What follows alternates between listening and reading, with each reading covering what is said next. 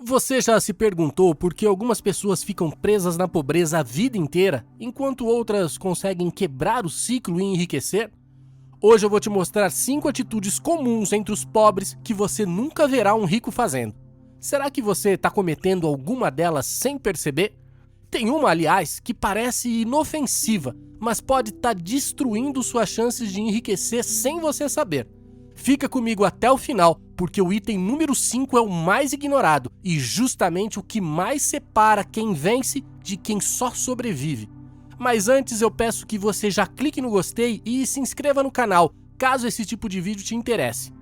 Sem mais delongas, vamos pro vídeo.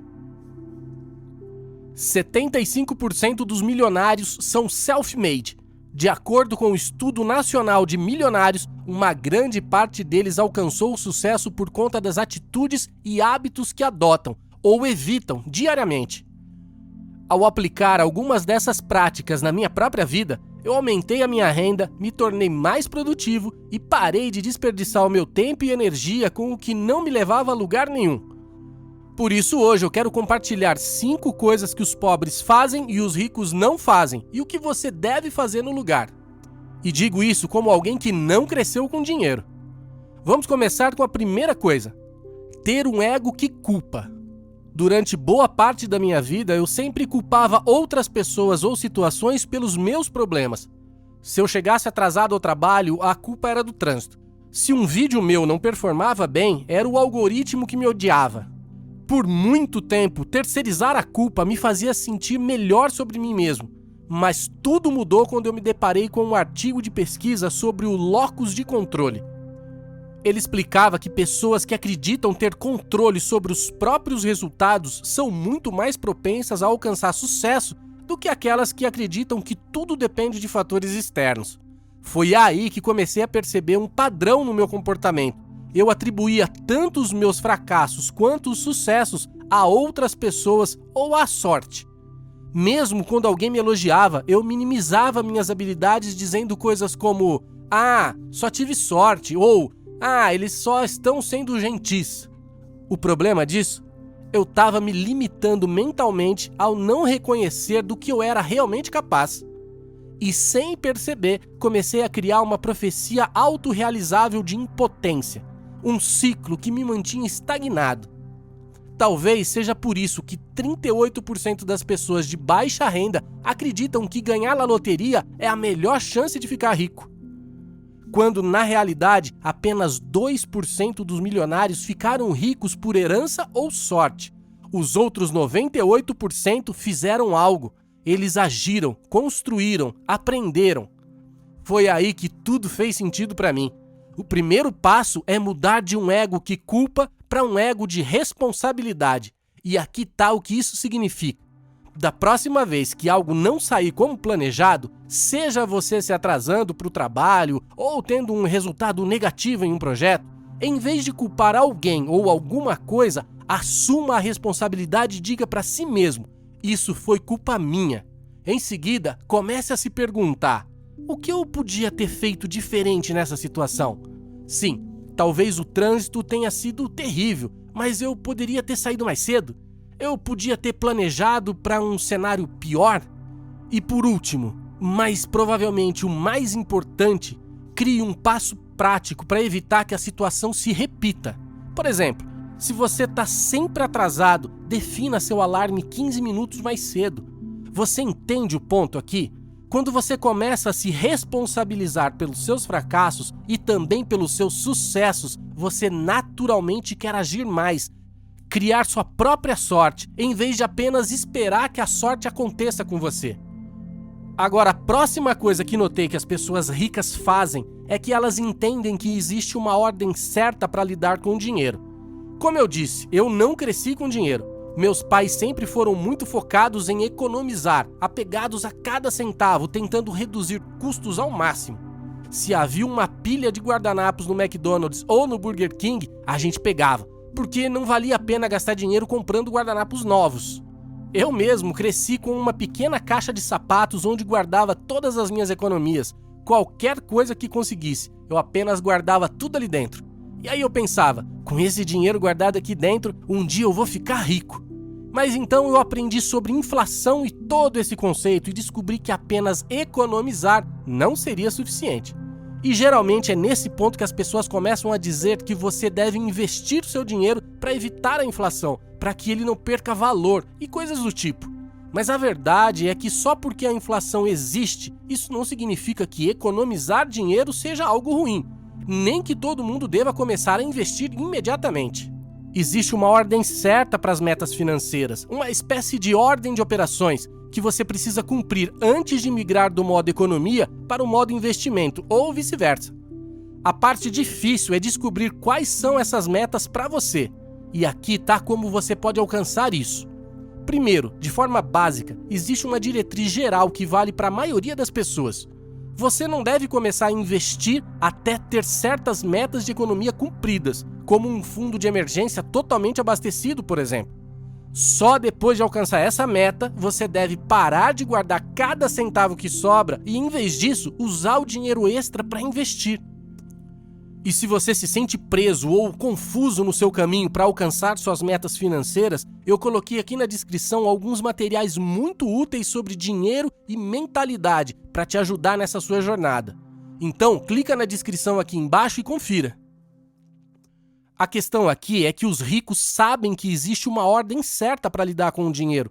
Você deve economizar até ter uma segurança financeira sólida e só depois disso deve investir o restante para crescimento. Agora, a terceira coisa que eu percebi, que é mais importante do que você imagina, é que os ricos otimizam o ambiente ao redor deles. Eles sabem que não dá para contar com a força de vontade e motivação para fazer as coisas acontecerem. Por muito tempo eu pensava, depois que eu chegar em casa do trabalho, eu vou me jogar no sofá, relaxar um pouco, jogar videogame por uns minutos para desestressar. Mas aí, horas depois, eu estava exatamente no mesmo lugar, sem ter feito nada do que planejava.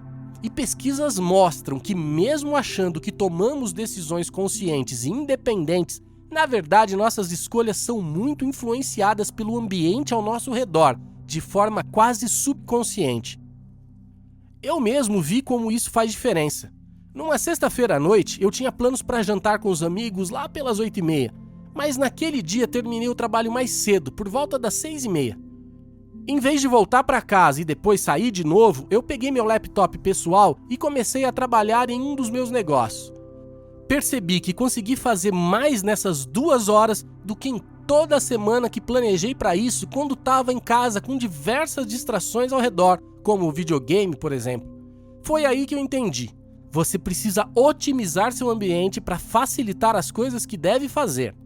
Primeiro, coloque obstáculos para os maus hábitos. Se você normalmente chega em casa e começa a jogar videogame, um truque que pode funcionar é esconder o controle, para que ele não fique tão acessível quando você se sentar no sofá. Ou tire as pilhas do controle remoto da TV. Também ative o modo foco no seu celular para evitar distrações. A ideia aqui é deixar o caminho para os bons hábitos o mais fácil e direto possível, e o caminho para os maus hábitos mais difícil. Para evitar que você faça coisas ruins, o primeiro passo é colocar obstáculos para os maus hábitos. E em segundo lugar, remova o máximo possível de atrito para as coisas que você deveria estar fazendo. Por exemplo, se você quer ler mais, mantenha o seu livro na mesa de centro da sala ao invés da estante, assim fica mais fácil pegar o livro quando estiver no sofá. Se quiser ser mais produtivo, cerque-se de pessoas bem-sucedidas que naturalmente te incentivem a fazer mais e alcançar mais. A questão é, em vez de se culpar por não ter força de vontade suficiente ou falta de motivação, projete o seu ambiente físico para que seja mais fácil fazer boas escolhas em vez das ruins. E isso nos leva ao próximo ponto, que eu acho que é super subestimado e que poucas pessoas realmente focam. Mas eu conheço muitas pessoas ricas que fazem isso com frequência. Manutenção da saúde. Já mencionei isso algumas vezes antes, mas sinceramente eu costumava tratar meu corpo sem muita atenção. Eu nunca me preocupei muito com a minha saúde, porque sendo jovem eu me sentia saudável e cheio de energia. Mas com o passar dos anos a gente percebe o quanto a parte física influencia nas suas outras atividades, como estudar ou trabalhar. Veja bem, nos últimos anos eu venho trabalhando duro, me esforçando sem parar para construir e expandir o meu negócio, tentando impactar o máximo de pessoas possível e ajudá-las a fazer escolhas financeiras mais inteligentes. Quando eu estava naquele modo de foco intenso, eu sempre tentava maximizar o máximo que realmente importava e colocar o mínimo de esforço possível no resto, ou seja, eu deixei minha saúde completamente em segundo plano. Raramente ia à academia, ficava sentado na mesa o dia todo e comia fast food porque era rápido, barato e prático. Eu mal dormia direito. Eventualmente, meu corpo simplesmente desligou e foi aí que eu tive uma espécie de epifania. Nada disso, todo esse dinheiro e riqueza importa se eu não puder realmente aproveitar a vida com saúde.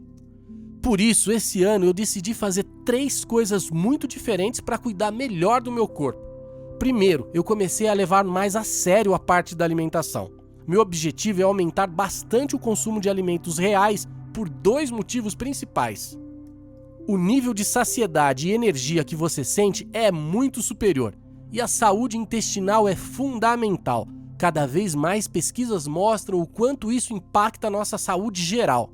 Agora, eu estou incorporando muitos alimentos ricos em vitaminas e minerais que ajudam muito.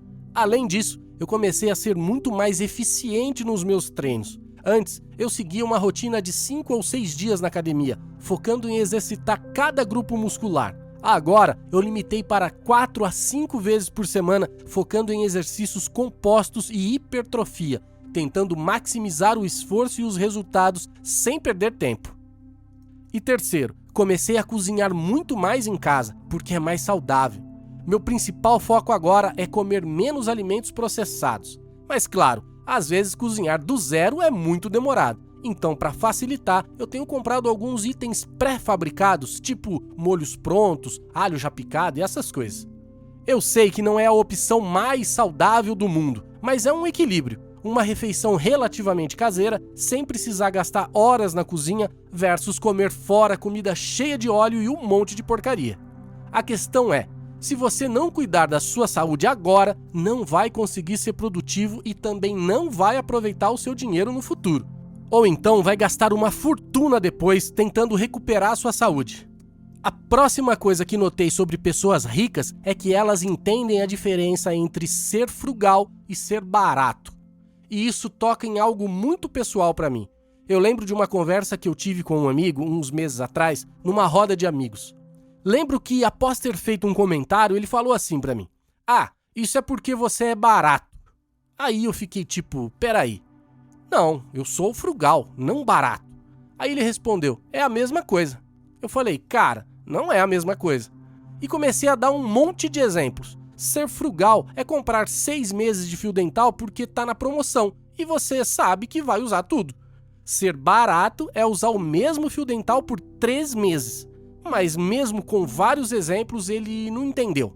Aí eu percebi que a maioria das pessoas só foca no preço da etiqueta quando vai comprar algo e ignoram totalmente o resto. Por exemplo, você pode comprar o colchão mais barato que encontrar por 50 ou 100 dólares, mas aí a qualidade do seu sono vai ser péssima.